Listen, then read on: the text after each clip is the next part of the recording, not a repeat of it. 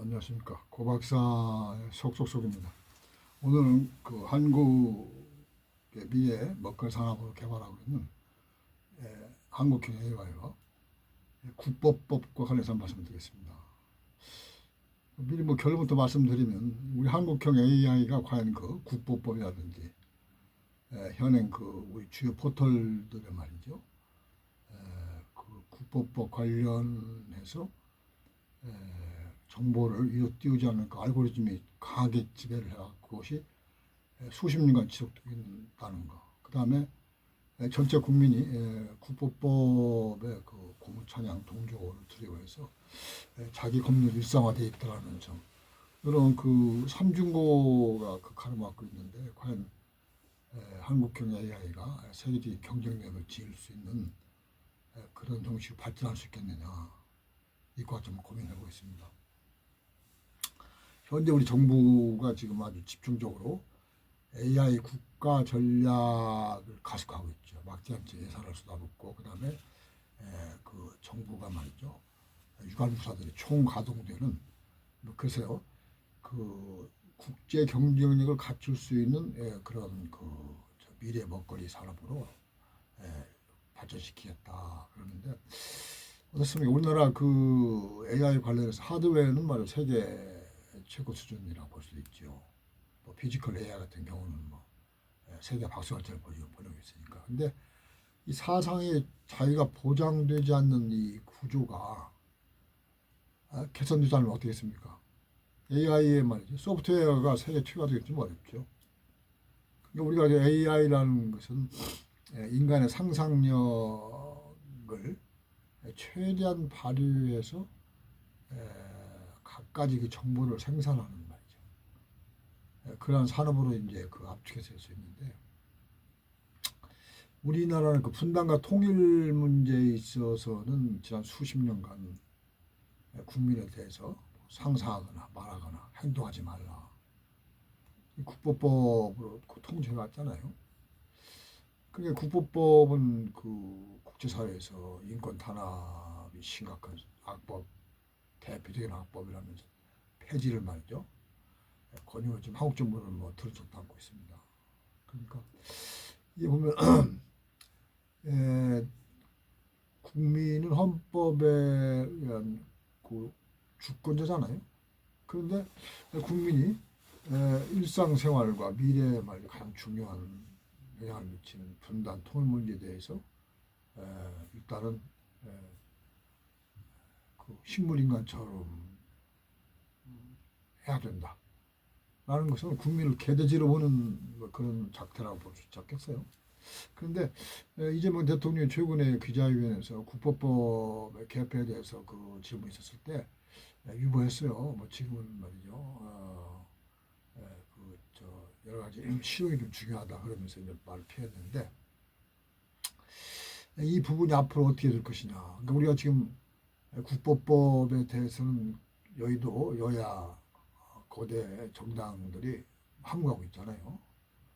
군소 정당에서 좀 얘기를 합니다만은 이게 지금 그 21세기 말이죠. 민주주의 공간이 확대되고 있는 상황에서 국민의 사상의 자유, 표현 자유를 억압하는 국법법에 대해서 공론화가 되고 있지 않다. 기이하잖아요, 이게. 우리나라 그 촛불혁명과 비혁명에 의해서 말이죠. 대통령이 10년도 안 되는 짧은 기간에 두 사람이나 탄핵당했습니다. 국민의 역량, 민주화의 그 눈높이가 세계 최첨단 수준인데 국민을 원천적으로 말이죠. 그, 그 민주적인 사고라든지 행동을 제약하는 국법법이 버티고 있는 것을 정치권이 거론한다. 이 정상적인 모습입니까? 이런 상황에서 또 AI를 그 세계적인 수준으로 그 개발하겠다 그러는데 이게 지금 왜 문제 되는가 한번 차분히 살펴보겠습니다. 우리는 그 포털 사이트 네이버 다음 등이 있잖아요. 이건 지금 우리가 보면 지난 수십 년 동안 국법법에 스크린되는 말이죠. 그런 알고리즘이 강하게 지배하고 있어요. 분단의 통일 문제에서 조금 어떻게 보면 선진적이다, 저장적이다. 그러면은 그건 절대로 그 많은 사람들이 볼 수 있게 노출되지 않습니다. 검색도 힘들어지죠. 그래서 바로 이렇게 지금 국보법에 의해서 스크린된 말이죠. 정보가 지금 포털에는 주로 쌓여 있는데 AI가 그 새로 지금 정보가 여기서 개발된다 할 때 이 포털 사이트에 그 내장되어 있는 정보를 활용해야 되는데 어떻게 했습니까? 이게 지금 남북관계, 북미관계, 한중관계 이런 부분은 국보법에 의해서 스크린된 정보만이 그 국내 포털에만 그 쌓여있기 때문에 이 이른바 그 우리 한국형 AI가 그 경쟁력을 갖추는 데 제대로 할 수 있겠습니까? 외국 AI는 그 막힘이 없잖아요. 뭐 구무찬양 뭐 그런 부분에 대해서 저희 개의치 않는 데이터로 학습하고 지금도 이렇게 축적하고 있습니다. 그러니까 지금 현재 우리가 남북 관계, 북미 관계, 뭐그저 동북아 문제, 분단 토ල් 문제에서 그 AI 검색을 할 때 어떻습니까? 국내 그 AI 몇 개 있습니다만 아주 그쪽에 그 답변은 말이죠. 허술하게 짝이 없습니다. 외국에 비해서 그건 그 도저히 비교할 대상이 되지 못할 정도로 열악하다. 근데 중국도 체제가 좀 전체주의 국가 비슷하잖아요. 그쪽에 딥시크가 있습니다만은 역시 그 예민한 정치 문제라든지 체제 문제, 중국 문제에 대해서는 일단 답변을 회피합니다. 이런 식으로 이제 AI가 기형적으로 갔을 때 또 한국 AI가 막대한 말이죠. 어떤 그 정부의 투자, 개발 노력에도 불구하고 국보법을 지배하는 상황에서 정보가 축적된다 할 경우에 이게 지금 그 결국에는 국보법에 제한을 받지 않는 외국의 AI들하고 봤을 때 경쟁력이 튈 수밖에 없다. 그래서 이런 부분이 이제 심각합니다. 그래서 그다음에 이제 우리가 그 자기 검열이 그 전체 국민에게 일상화되어 있고 말이죠. 학습되어 있는 자기 검열이 큰 문제죠. 일단 분단 토ል 문제가 말이죠.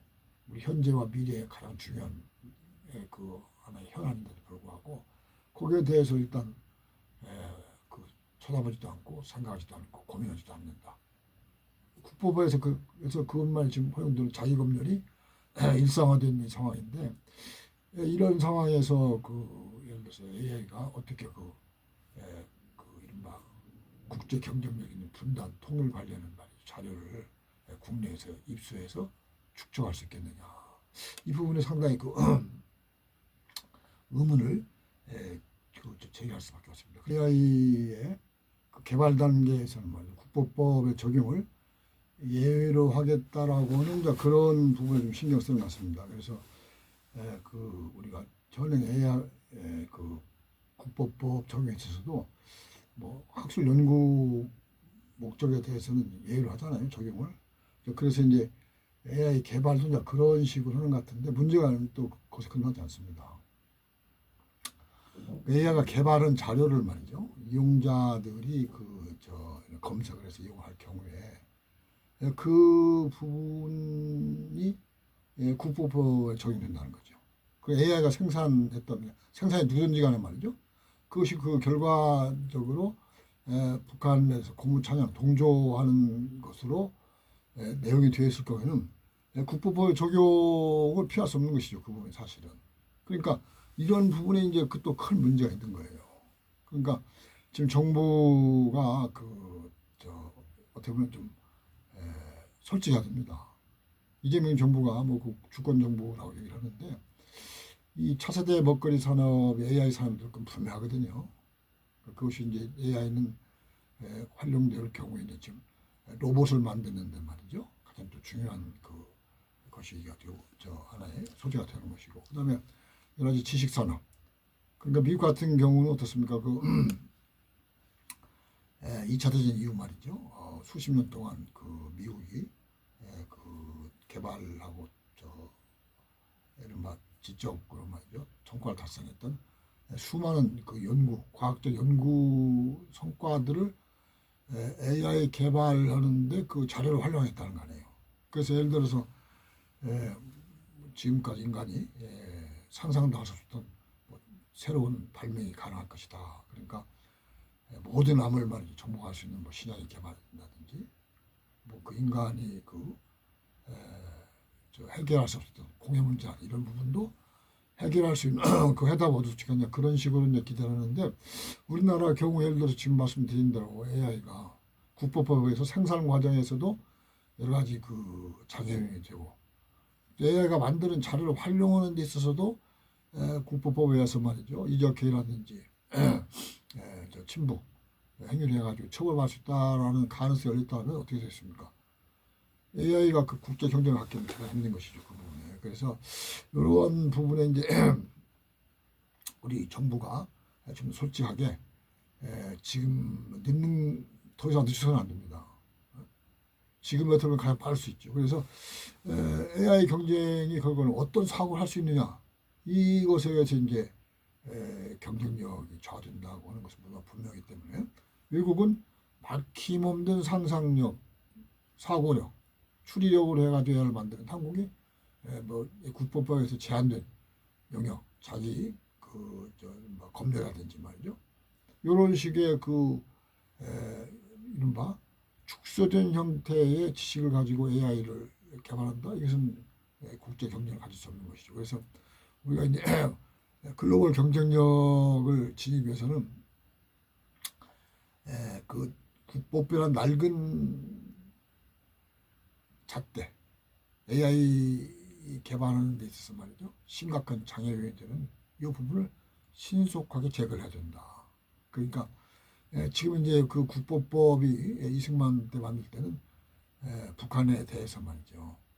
일단은 그 대적하고 일단은 북한에 대해서 뭔가 좀 우위를 점하기 위해서 만들었다는데 70여 년간 되면서 어떤 그것이 어느 정도로 역할하는지 모르겠습니다.